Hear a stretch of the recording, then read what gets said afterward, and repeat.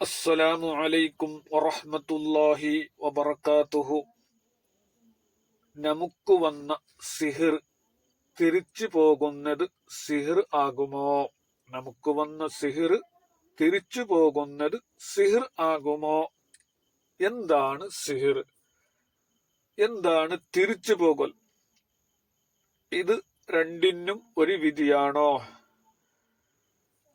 നമുക്ക് സിഹിർ ചെയ്തത് ആരാണെന്ന് തിരിച്ചറിയാനുള്ള സത്യമായ മാർഗം ഒന്നു, അയാള് തന്നെ, ആരെയെ ഈ സിഹിർ ചെയ്ത ആള് തന്നെ സമ്മതിക്കുക, ഞാൻ സിഹിർ ചെയ്തിട്ടുണ്ടോ.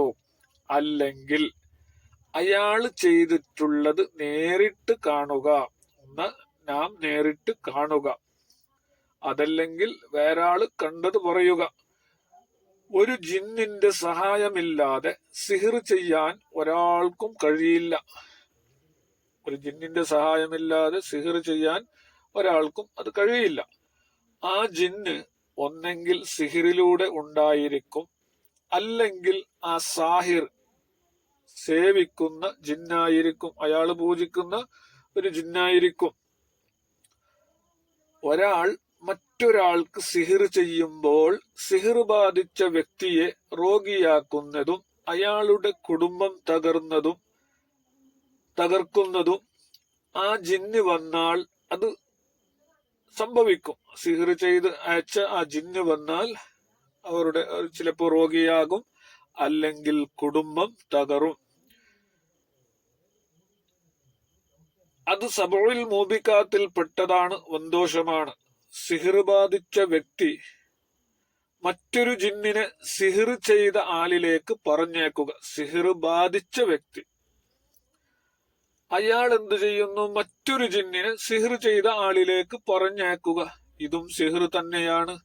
ഇത് വന്തോഷത്തിൽപ്പെട്ടതാണ്. സിഹിർ ബാധിച്ച വ്യക്തി അദ്ദേഹത്തിന്റെ സിഹിർ ബാത്തിലാക്കുമ്പോൾ, സിഹിർ ബാധിച്ച വ്യക്തി അദ്ദേഹത്തിന്റെ സിഹിർ ബാത്തിലാക്കുമ്പോൾ തന്നെ ആ ജിന്ന് അയച്ചാളുകളുടെ അടുത്തേക്ക് തന്നെ പോകും. അത് യാദൃശ്ചികമാണ്, അതിനെ പറഞ്ഞയക്കുന്നതല്ല. അത് യാദൃശ്ചികമായി പോകുന്നതാണ്, അതിന് വേറെ വഴികളില്ല. ആരാണ് അയച്ചത്? അയാളെ ശരീരത്തിലേക്ക് തന്നെ പോകും. ആരാണ് സിഹിർ ചെയ്ത് ഈ ജിന്നിനെ അയച്ചത്? തിരിച്ച് അദ്ദേഹത്തിന്റെ ശരീരത്തിലേക്ക് തന്നെ അത് പോകുന്നതാണ്. ഏത് സമയത്തും ഇബാദത്തിൽ മുഴുങ്ങിയ വ്യക്തി, ഏത് സമയത്തിലും സിക്ർ ചൊല്ലുന്ന ഒരു വ്യക്തി, ഖുർആൻ ഓതുന്ന, നിസ്കരിക്കുന്ന, നല്ല ഇബാദത്ത് ചെയ്യുന്ന, ഒരു തെറ്റും ചെയ്യാതെ ജീവിക്കുന്ന വ്യക്തി, ഇങ്ങനെ ജീവിക്കുന്ന മനുഷ്യരുടെ അടുത്തേക്ക് സിഹിർ ചെയ്യുന്ന വ്യക്തി അയക്കുന്ന ജിന്ന് വളരെ പെട്ടെന്ന് അയാളെ ശരീരത്തിലേക്ക് അത് കേറുകയില്ല.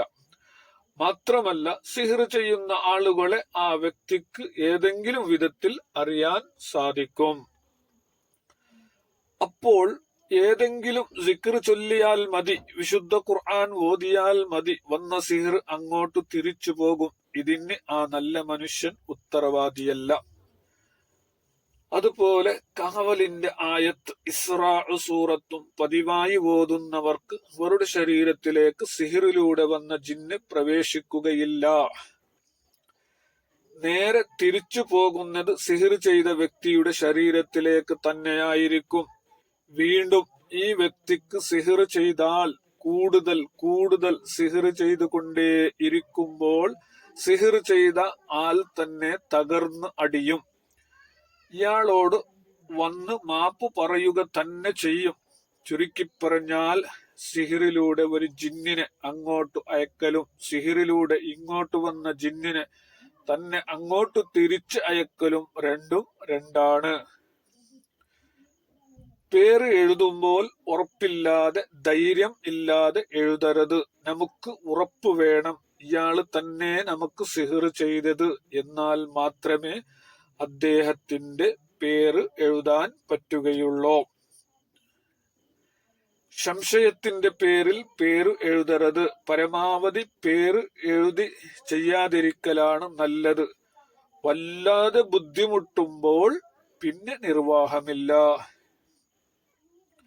ഇനി അതിലുള്ള സംശയങ്ങൾ ഏറ്റവും ഒരു വെള്ള പേപ്പർ എടുക്കാം. ഒരു വെള്ളം പേപ്പർ എടുത്ത് അതിന്റെ ഏറ്റവും മുകളിൽ സിഹിർ ചെയ്ത ആളുകളുടെ പേര് എഴുതുക.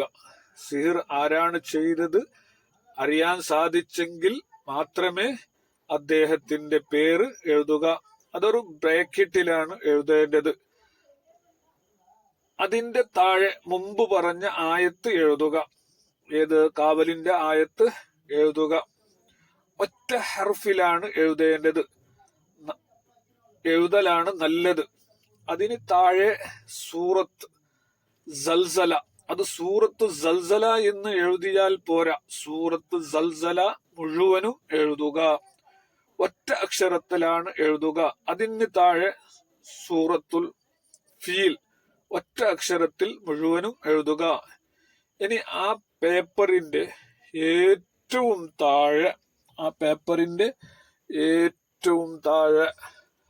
അല്ലാഹുമ്മ ബിനിയ്യത്തി ഇജ്അൽ ഖൈദഹും ഫീ നുഹൂരിഹിം വഅഊദു ബിക മിൻ കുല്ലി ശുറൂരിഹിം എന്നുകൂടി എഴുതണം. ഇതാണ് പരിപൂർണമായ രൂപം.